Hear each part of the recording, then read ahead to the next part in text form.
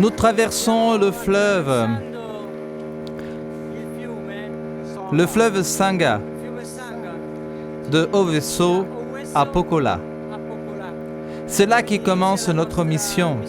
Encore une fois, mais c'est une mission sanitaire d'exploration qui nous permettra de comprendre comment nous déplacer à partir d'aujourd'hui et dans un avenir proche pour mener à bien ce projet que nous avons mis en place dans la région Likwala, district d'Anyele et Betou.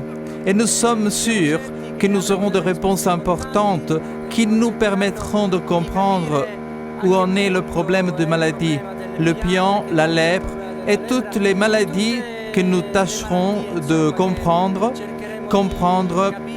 pour les soigner de manière systématique. Donc, bonne mission. Depuis 2007, Rino Martinez, président de la ONG Alipervolare, est présent dans la grande forêt équatoriale congolaise, dans la région Likwala, menant une campagne d'action sanitaire, de prévention et d'éducation à l'hygiène qui a obtenu d'importants résultats. À présent, Rino, avec ses partenaires Samedi et Rhésus Environnement et d'autres, vise à explorer la région de Sangha pour vérifier, programmer et planifier de manière partagée le projet Mission Cœur pour la vie 2016-2019, un projet en faveur de tous les autochtones congolais. Et nous y voici, nous avons touché le sol à Pokola, nous avons traversé le fleuve Sangha, nous venons de Oweso et nous nous apprêtons à faire cette nouvelle mission dans la région de Sangha. Nous sommes ici parce que nous sentons le devoir d'accomplir notre tâche, c'est-à-dire réaliser la campagne d'action sanitaire itinérante à laquelle nous voulons donner continuité. Les autorités nous ont toujours accueillis avec grande joie parce qu'ils savent bien que Alipervolare est toujours là dans la forêt pour assurer le traitement contre le pion, la lèpre et pour toutes les maladies les plus difficiles et nous souhaitons donc bien faire.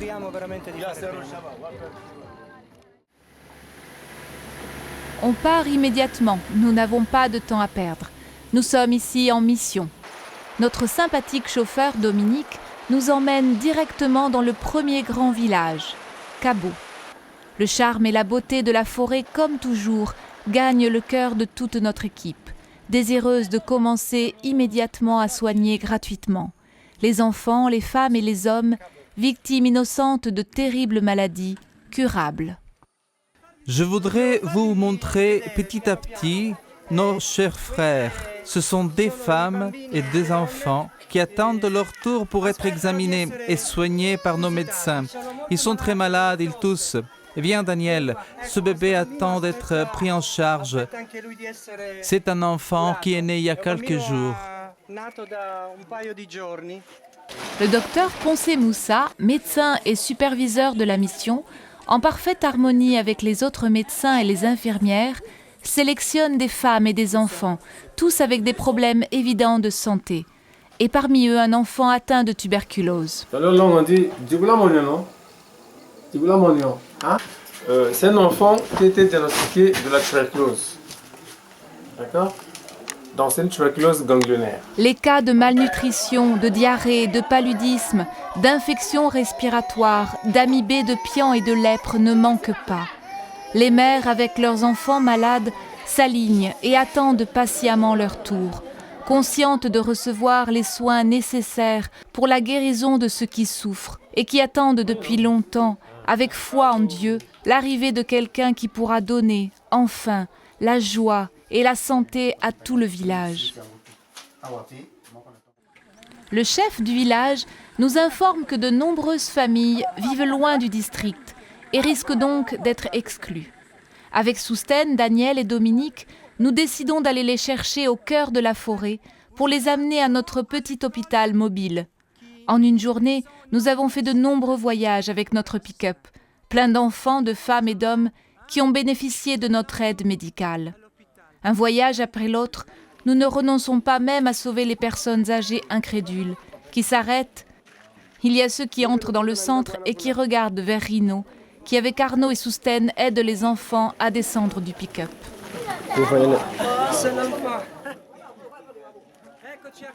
Nous voici à Cabo. Nous sommes ici dans ce grand village. Les autochtones ont bien réagi à notre appel. Ces enfants vont tous être soignés gratuitement. Nous avons constaté que le problème du pian est très répandu. Nous avons vu également qu'il y a des problèmes de tuberculose, de malnutrition, de parasitose et surtout du manque d'hygiène. Bonjour docteur. Mais vous venez de faire signe, il paraît qu'il y a un cas ici. Il s'agit de quel cas, s'il vous plaît? Il s'agit de quel cas? Bon, Quel est le bras il s'agit d'un sujet autochtone. Voici le bras du pasteur. Il s'agit d'un sujet autochtone qui a une maladie qu'on appelle le pion. Vous voyez comment ça commence? Ça commence comme ça et parfois ça peut prendre tout le corps. On a un cas où il y a un peu de mousse. On est là-bas. Voilà, donc il a une seule lésion. Donc on va donner l'ectoncéline en lien. Et parce que l'ectoncéline est très efficace contre le pion. Des visages d'enfants dans une école, transformés pour l'occasion en un petit poste de santé.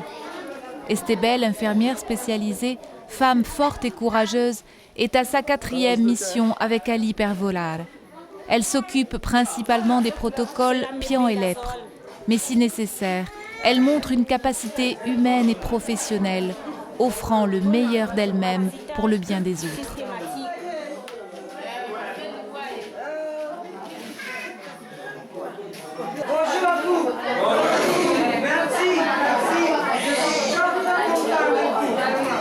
En l'absence de ces traitements spécifiques, cet homme aurait continué à beaucoup souffrir. Mais des mains expertes et préparées désinfectent ces blessures contagieuses et douloureuses, permettant d'obtenir une guérison rapide.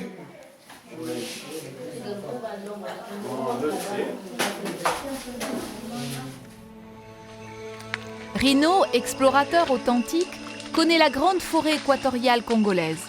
Depuis 2007, il affronte avec courage chaque danger, afin de sauver de l'extinction les populations autochtones. Il sait qu'il risque sa vie et celle de ses héroïques compagnons de voyage. Avant de partir pour cette importante mission d'exploration, Rino a rencontré à Brazzaville les 2 partenaires qui l'ont convaincu de réaliser cette nouvelle expérience missionnaire dans la région Sangha. Le magistrat directeur de la coopération et des affaires juridiques, Dr Simon William, et le docteur Mabiala, qui, conscient des difficultés et de la présence des mines dans la région, lui ont donné d'être accompagné par un ingénieur du ministère des Mines, le docteur André. Rino a accepté le défi, mais a demandé et obtenu l'assistance de figures locales expérimentées, qui, avec Sousten et Dominique, l'ont accompagné pour environ 13 km de forêt dense, juste pour arriver à un village isolé. À son arrivée, bien que fatigué et déshydraté, il a trouvé la force de saluer une femme incrédule tenant un bébé dans les bras.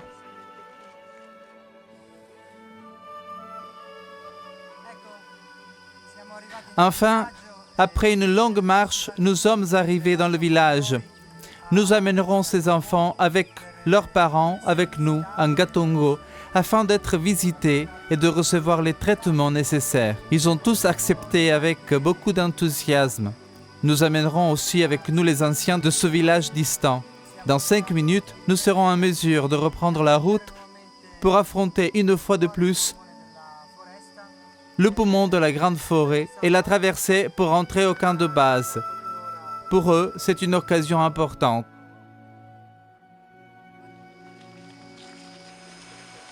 Le groupe uni partit pour revenir à Ngatongo. Il devait se dépêcher.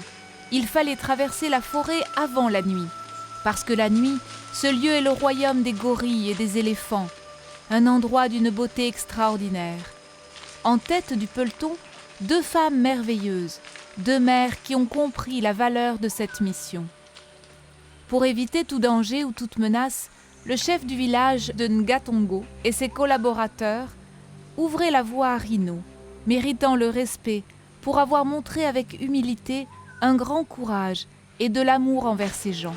Les sons et les odeurs de la forêt, les paludes, la végétation dense, les animaux et les pièges semblaient donner plus d'énergie à ces fantastiques coopérateurs, décidés à offrir cette opportunité à ces familles complètement isolée du monde. Sur le chemin, une mère avec son enfant tomba, mais elle se releva rapidement, avec beaucoup de dignité et de force, la force de la mère terre d'Afrique. Devant eux, l'espoir de soigner et sauver la vie de leurs enfants, souffrant de maladies graves. Palude après palude, ils approchent enfin de leur but. Un peu plus loin, une lueur d'espoir. La marche laborieuse prend fin. Rino était là, heureux, touché et souriant, tenant son bâton en bois. Un par un, ils montaient sur le pick-up, avec des visages perdus, incrédules. Quelqu'un est venu du bout du monde pour s'occuper d'eux, de leurs enfants, du grand peuple indigène de la forêt, dans le respect des traditions et de leur culture. Pourquoi, se demandent les habitants, pourquoi tout cela? Existe-t-il toujours chez l'homme la possibilité de se donner pour sauver des vies humaines? Oui, ça existe, parce que l'humanité sans la solidarité n'a pas de raison d'exister. Porter l'eau à celui qui a soif peut et doit devenir un don pour toute l'humanité. Bonjour, je suis Rino Martinez, je parle de Bomassa. Bomassa est un grand village qui se trouve dans la région de Sanga. Nous sommes ici pour une campagne d'action sanitaire itinérante très importante. Nous nous trouvons à plus de 200 km de notre camp de base qui se trouve à Pokola. Nous sommes ici pour soigner les autochtones de maladies très graves. Les autochtones vivent dans des conditions vraiment dramatiques, désespérées. Regardez bien les visages souffrants de ces enfants et de ces femmes. Sans nos soins, ils risquent sérieusement de mourir de la lèpre, du pian, de la diarrhée, de la malnutrition. C'est pourquoi notre mission est fondamentale.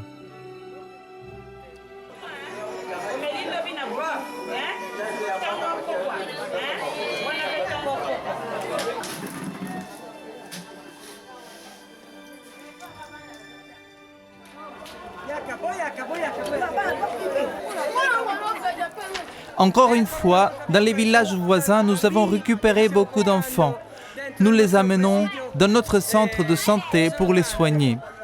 Des villages voisins, de nombreux autochtones sont en train d'arriver et nous aussi, avec notre Jeep, nous allons les chercher.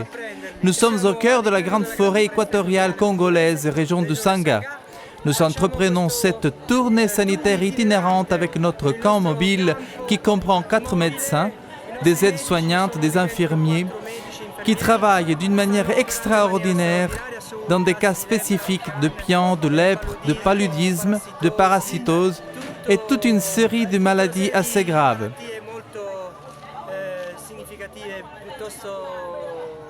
Pour nous, c'est une grande joie d'aider ces enfants et je suis convaincu que les images de cette mission fourniront des bons éléments pour faire comprendre au monde combien il est important de renforcer l'action humanitaire liée au grand enseignement de Jésus-Christ.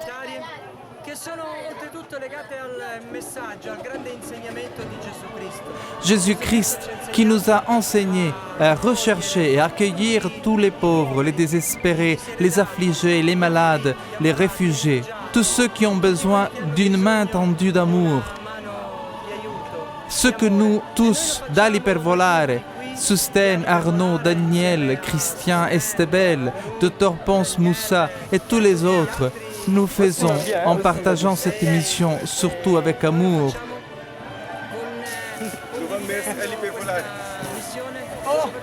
L'amour qui nous permet de surmonter chaque difficulté, toutes ces difficultés, toutes les amertumes qui arrivent, même de l'effort physique. Et parfois, tu te sens seul dans la forêt, surtout la nuit, quand tu réfléchis sur les choses que tu as faites.